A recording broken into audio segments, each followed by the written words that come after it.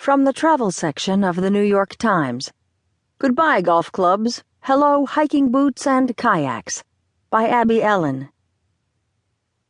They call him elusive, at least on the hiking trails, and that's pretty much where Dave Roberts spends his time these days, crisscrossing the country by foot, by bike, even by kayak. Roberts, a retired teacher and software engineer, is on a mission to navigate the United States, powered only by his 2 legs and 2 arms. Hotels and lodges are out of the question. He camps out at night and lugs 25 pounds of equipment, including his tent, sleeping bag, and food, on his back. And, oh yes, did we mention he is 72 years old?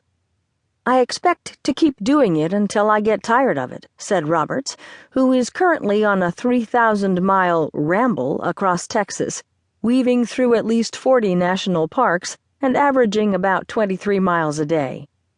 Some people retire to golf courses, others travel, and then there are those who enjoy physical challenges, traversing hiking trails, rivers, and mountains. Huck Finn meets Grizzly Adams. 25% of the guests who travel with Mountain Travel Sobek, for example, are between 55 and 64, and 21% are over 65, with the oldest being 88, according to Kevin Callahan, the adventure firm's president. Not all of them engage in strenuous activity, but even the least demanding trips typically involve a fair amount of walking or modest hiking.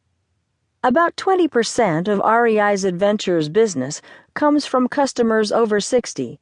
Most of Nomadic Expeditions clients are between 60 and 65, and about 65% are female. 27% of Backroads walking and hiking guests come from this age group. Christina Shrewsbury, 68, a musician in East Amherst, New York, and her husband Ron, a retired analytical chemist, have taken 6 trips with POMG Bike Tours, a cycling outfit in Richmond, Vermont. "We've biked up to 100 miles a day," Shrewsbury said. "It's very important to have goals and a plan. Now is the time to do it." Besides the joy of being outdoors and letting the wind blow them where it will, the appeal of these endeavors varies.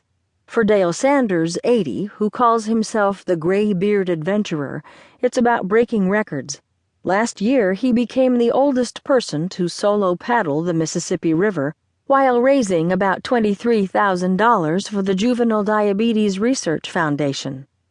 For Bernice Enda, 61, a former ballet teacher who goes by the moniker Lady Longrider and says she has logged almost 30,000 miles across the United States on horseback, it's about a return to a childhood passion. For Janine Bray, 60, who spent 45 days trekking the Camino de Santiago, which follows an old pilgrimage route for 500 miles across northern Spain, it was about doing something for herself after her 3 children left home. "I needed to prove to myself that I could do something alone," said Bray, an artist in Prescott, Arizona. "My kids thought for sure I'd kill myself." She felt safe, she said, although a woman was murdered on the road in the spring, and there have been reports of sexual assaults over the last few years. "You just use common sense," she said. Sonny Eberhardt, 77, a retired eye doctor who goes by Nimble-Will Nomad, lives mostly out of his pickup truck because, well, why not? "Put me in the great outdoors, preferably the mountains, and you've got a happy camper," said Eberhardt. He uses his niece's home in Missouri as a mailing address and occasionally swings by to pick up his mail. Most of these adventurers do it on the cheap, living off Social Security and incurring minimal expenses. Bray spent about $3,000 with airfare on the trip to Spain. Robert's biggest costs have been replacing equipment that was lost, stolen, or ruined along the way. Roberts has always been adventurous. He was a Peace Corps volunteer in Liberia in the 1970s, but then life took over. He married, raised a daughter, and divorced in the 1980s. In the early 90s, he said he dreamed that St. Peter confronted him at the pearly gates. "Why didn't you take advantage of what they had to offer down there?" he remembers being asked.